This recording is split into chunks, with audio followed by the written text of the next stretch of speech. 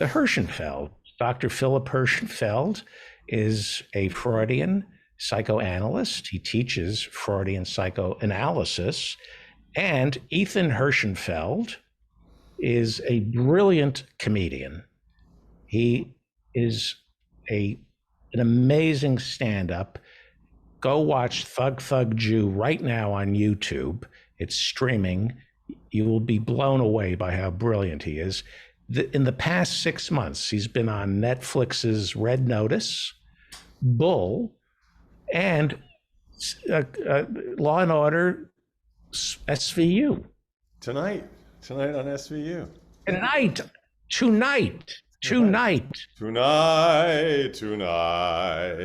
Yes. It goes tonight, l'chaim, tonight. I don't think that's the right song. That's a mashup. Yeah. Yeah. And he is also an opera singer. Well, there's no, I was. David, I was. Not just was. You gave it up, but you traveled to Germany and Italy. Yeah, I sang in all sorts of places. It was a former life. I had a few other former lives also. I was a student. I was a consultant. I was a surgeon. I was in the South China Sea on a whaling ship. I've done it all. I learned how to carve didgeridoos and didgeridon'ts. Which is a smaller instrument. I can actually impersonate. I'm one of the only. I don't do a lot of impressions as a comedian. People know that about me, but I do an unbelievable didgeridoo. Have you heard my didgeridoo? Please do. Okay.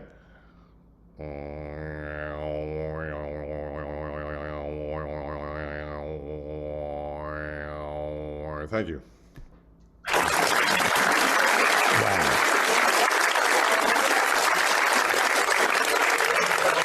Brilliant. Absolutely brilliant. Well, I gave everybody an assignment this week. Oh, Jesus. I don't, what was the homework? I didn't. The origin of the word shibboleth. Oh, shibboleth. I know that one. Yeah, it was in the Bible. So you know the origin? You know what book of the Bible it's from? The word shibboleth? Yeah. It's from, I think it's the Epistle of the Ephesians? Epistle from It's from the Apocalypse. It's apocryphal. Is it apocryphal? No, it's real. No, it's real. What it was it's like a code word. If you could pronounce it right, then they didn't have to kill you. Yes. Yeah. Doctor, you want to explain this? It's kind of interesting. I think it was in the book of Judges, where the tribe of Ephraim invaded another territory, and they were beaten. And when they were trying to cross the Jordan River to get back home, soldiers from the victorious side would ask each of them to pronounce the word shibboleth, which means in Hebrew the top of a stalk of wheat. And they couldn't do it. They would say sibboleth instead of shibboleth. And they killed them on the spot and threw them in the river. But there have been many such shibboleth examples throughout history where people couldn't pronounce a certain word and were identified as being the other. I knew a guy who was from Holland, and I think before the Second World War started exactly, German troops were trying to sneak in, dressed not in uniform, and they had this very complicated string of Dutch words that the Germans simply could not pronounce, and they were thereby identified. I don't know if they killed them, maybe they just kept them out. Stroopwafel. And now it's the word shibboleth it's an ear of corn. and they wanted to know who was on their side, because this is going on in Ukraine now, because we have Russian speaking, some would say spies, Yeah, good point. infiltrating, and they wanted there. So there's certain shibboleths that they run by the Russians to make sure. Originally, it wasn't an ear of corn. They asked who plays center field for the Yankees. Wasn't that the World War II thing? They would always ask a question about the Yankees. Right. And what would be a modern day shibboleth? Like, what would be a test, do you think? Like, how could you prove to some, what do all Americans, we're so divided, what is the word that defines us as a people? I think any American knows the term the David Feldman Show. Exactly. And Yes. if somebody doesn't know that, he's an enemy. Kill him. I have a test that I did when my father was alive with his friends, and it was a test to see if somebody was Jewish. And I'm being serious here. So you know the comic Jeff Ross? Yeah.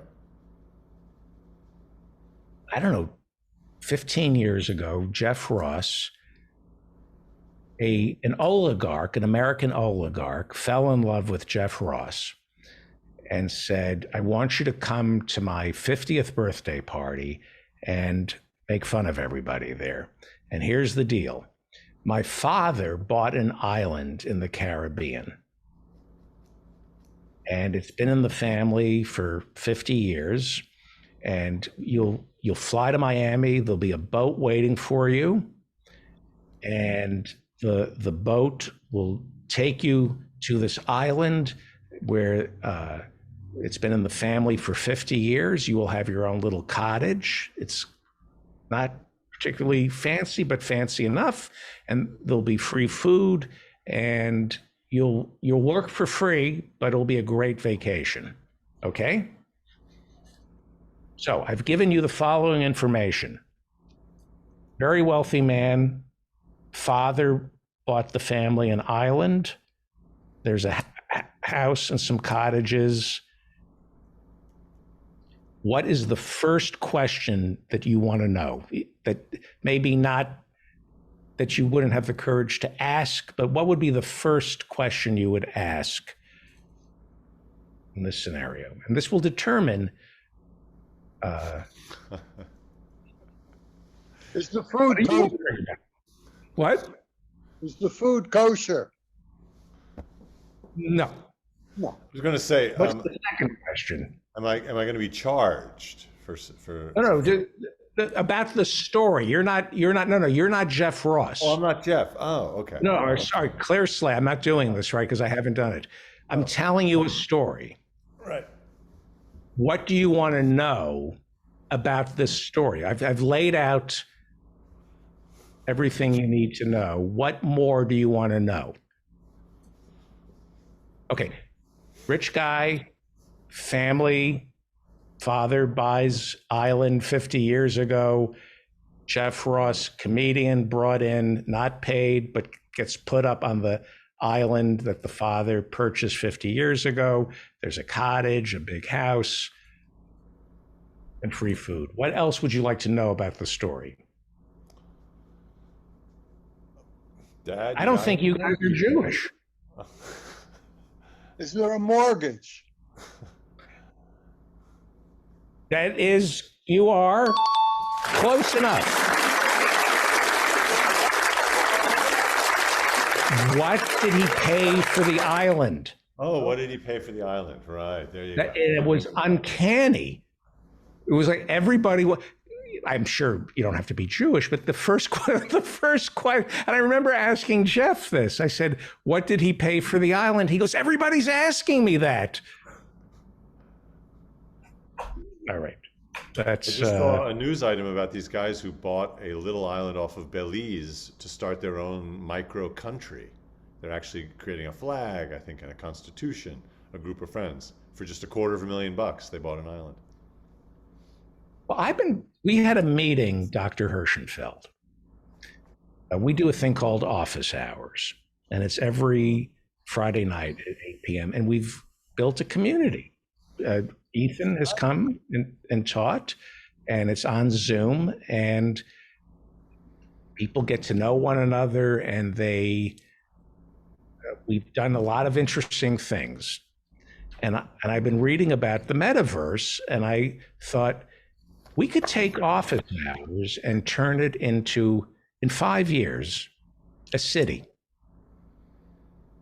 a gated community where we could have a mayor, a librarian, a bordello. I'm hoping for a virtual city that almost feels. Do you get an avatar? Can you be like 6'8" if you want, or is everyone themselves? How does that work in the metaverse? I know I'm going to have a full head of hair. I'm going to tell you that right now. And I won't go to the other. I'm not gonna have idiopathic urticaria and angioedema. Lately, I've been itching at night, and then weird bits of me swell up. Like my eye last night just swelled up for no reason. What is the difference between idiopathic, egopathic, and super egiopathic? What does idiopathic mean? Idiopathic is just a fancy way of it's a fancy way of saying that they don't know where it comes from. Really? Mysterious, yeah. Idiopathic. That's a great word. I didn't. Yeah, I just started itching, and then you can't put your finger on it. I mean, you can put your finger on it, but you can't put your finger on it. It's better not to put your finger on it. Yeah. It makes it worse. That's what I was told. The thing is, if I played leading men, it would be a problem for these self-tape auditions. If like I wake up, but the stuff I audition for, if I wake up with a swollen lip or whatever, it's totally fine. Like tomorrow, I'm auditioning for the role of a gas station attendant. Like anything goes. I could have swelling, and it wouldn't matter. Dr. Hirschenfeld, I don't know if you've been following the metaverse, this idea that we can stay in our homes, not leave, and take a group trip to Puerto Rico and lay on a beach, but not actually go, and not actually. Is this going to be the end of humanity as we know it? The end may be coming, but this is not the reason why. This is just a small bit of nonsensical fluff.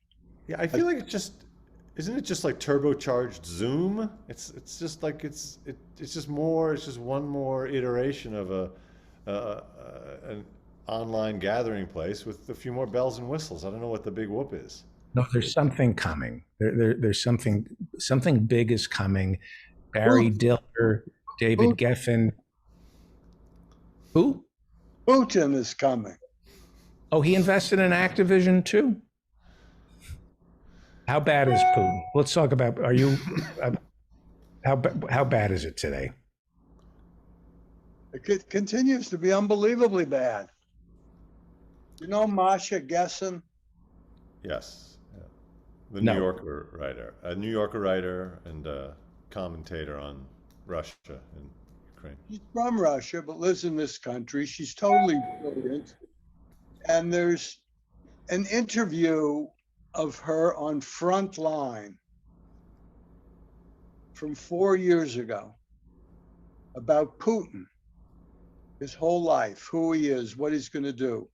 And 4 years ago, she just nailed this. Absolutely, word for word. Does she have any stock tips? Yeah. So, What did she say? He said that he is totally identified with the Soviet Union and that he is getting more and more isolated and that he is a reincarnation of Stalin, and don't expect anything but this from him. and he thought Trump was a total buffoon. He had nothing but contempt for that buffoon, and that he's a little, he is very little, insecure, greedy guy who, even as a KGB agent, stole stuff for himself, and that his greed is insatiable. He had a lot of other nice things to say about him also. And do you believe, as I'm starting to believe, that Biden is leading from behind, and this might be, he may not be doing as bad a job given the hand he's been dealt? I think he's doing a good job. That's what I think. Yeah, I give him a thumbs up. Right. I mean, He has Congress to deal with. He has politics to deal with. He has public opinion to deal with it.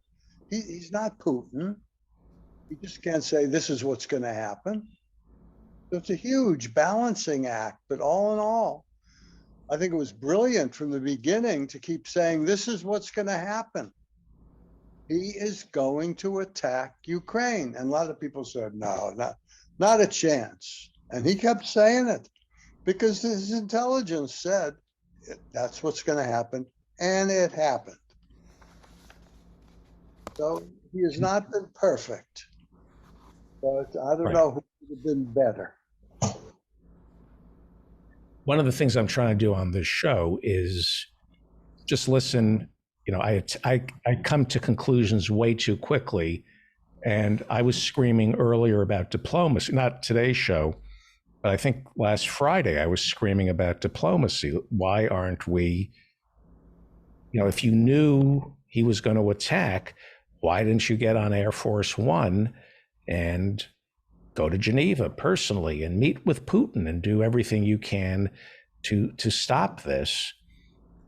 But one story is that he's on, go ahead. Because Putin had already made up his mind. Right. And he already, according to Masha Gessen, who I trust, he made up his mind 4 years ago. But it seems to me, not knowing anything, and I really don't want to be dogmatic here, because I'm guilty of that, and it gets you nowhere. It seems to me, though, there's always a way to stop an invasion. There's money, there are promises. You know, if you say, look, don't attack, we will not try to get Ukraine. Not only we'll keep Ukraine out of NATO, we'll keep it out of the EU. We will help you build an economic alliance between Russia and Ukraine. Whatever you need, we'll pay for you guys. I'll pay you.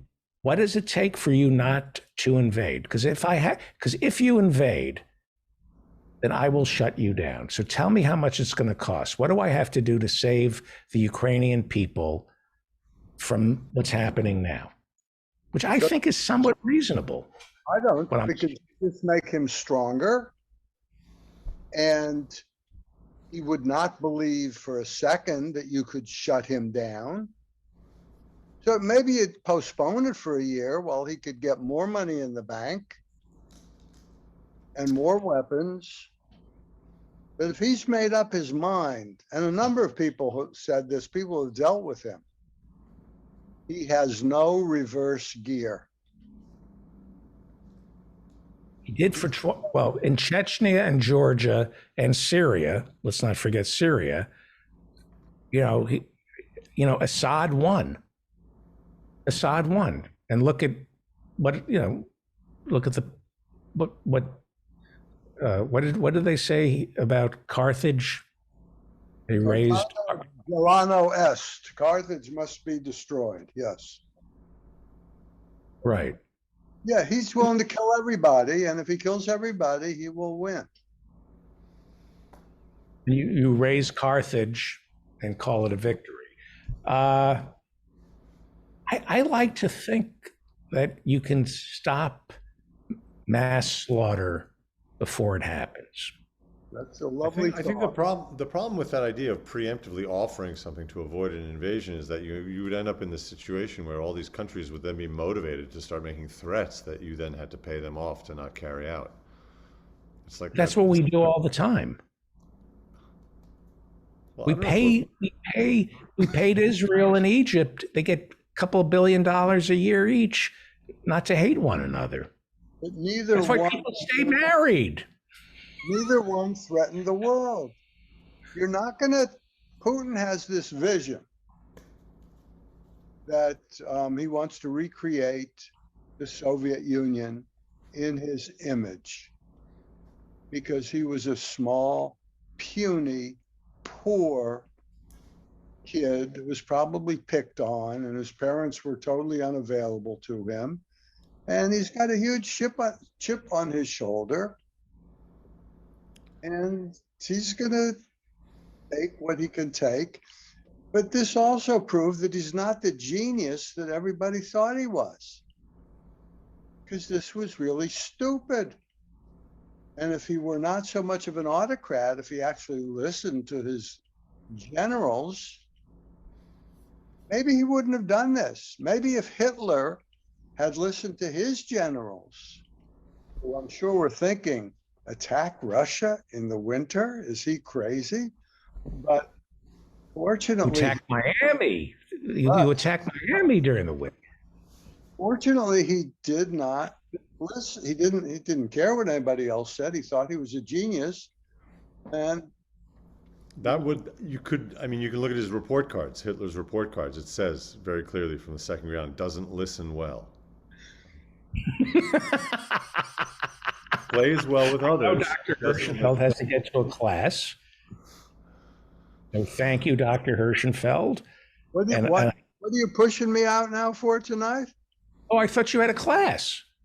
Last week. I'll stay Oh, here. okay. I'll stay until midnight.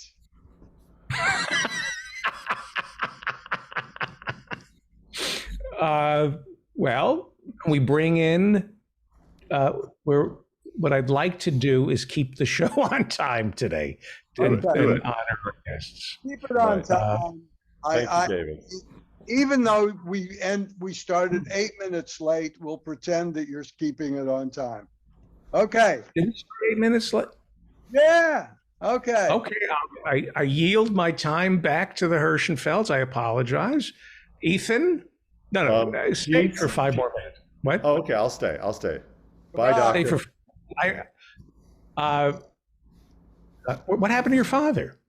I don't know. He just, I don't know what's Okay, going let's on. bring in. I went to dinner with him last night, and after I got there, he left 5 minutes later. So it's just his style. He tries to keep it mysterious. Oh, before the check comes. Well, no, he did not. He doesn't do that. He's very generous, but but he disappeared. Yeah.